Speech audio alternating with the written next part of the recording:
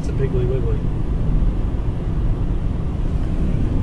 Grocery store. Yeah. Sorry, gotta have a little bit of fun too.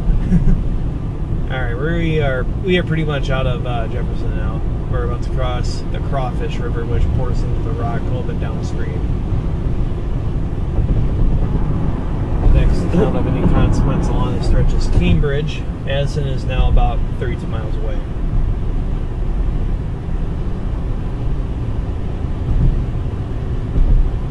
I'm not sure if that sign was making a reference to Brett Favre or not. Yeah, Cambridge will only brush the normal setup again. US 12 will be up there. That one serves more of the city. Wisconsin Highway 89 coming up here. We'll have a brief overlap with that. Head to the left, you'll head to Whitewater, as well as Fort Atkinson. Almost forgot about Fort Atkinson. Whoops.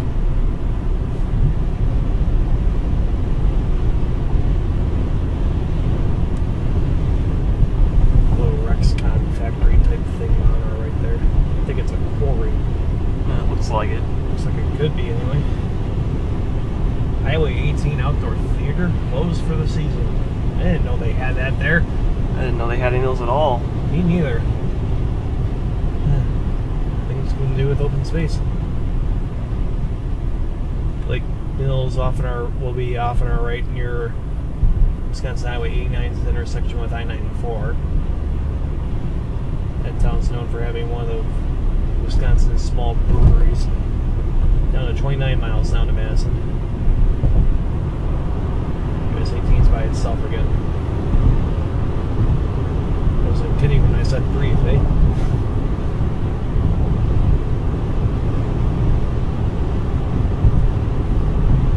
So a little bit more rolling hills along the stretch and farmland. Cambridge, home to NASCAR's Matt Kenseth. Oh, really? Yeah. Matt Kenseth of NASCAR is from Cambridge, Wisconsin.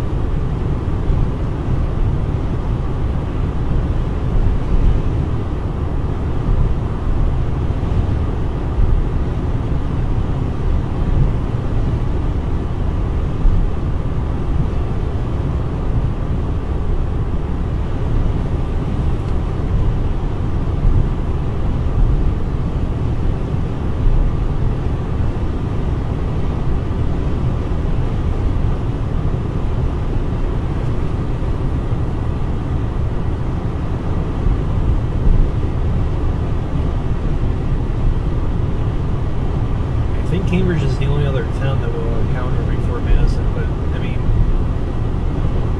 it'll feel like it went a lot quicker because slowly but surely this road will upgrade to an expressway. And then as soon as it meets Interstates 39 and 90, it becomes a full-fledged freeway known as, of course, the Madison Beltline. Known for being a commuter headache. Either direction, whatever time of day. Clogs up. I'm gonna say, I've always wondered why it's called the Beltline.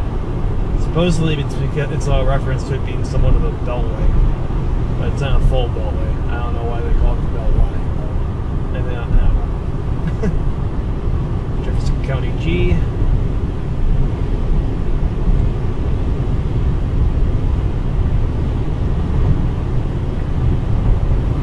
But yeah, it does clog off both directions, morning and evening.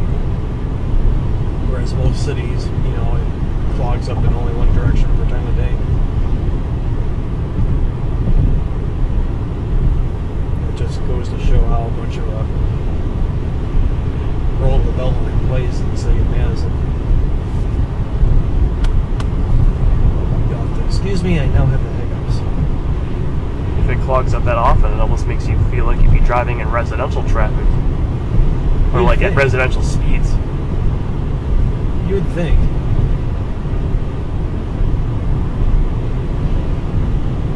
The speed limit there is 55, so... Well, if it clogs up so much, you're definitely not going to be driving 55 very much. True.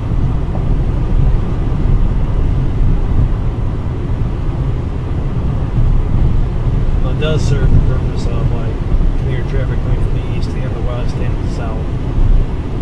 North is mostly handled by East Washington Avenue 151.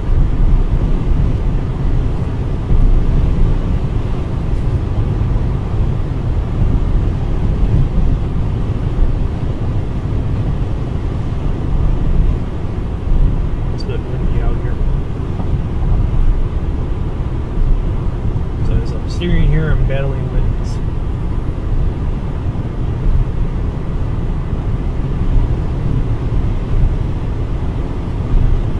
That off of the left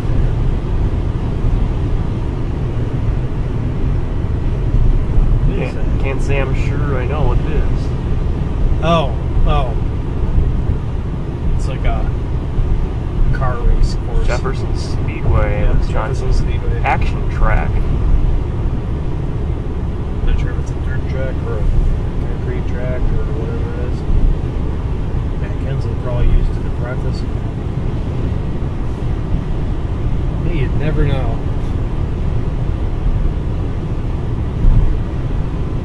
It is pretty close to Cambridge, after all. Cambridge essentially marks the point where we enter Dane County, too.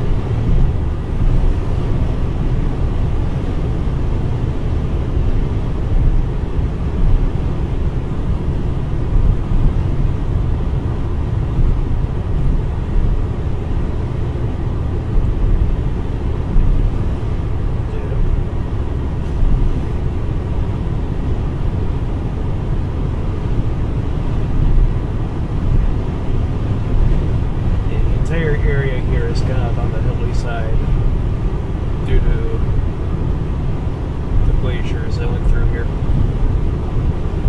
several thousand years ago, of course.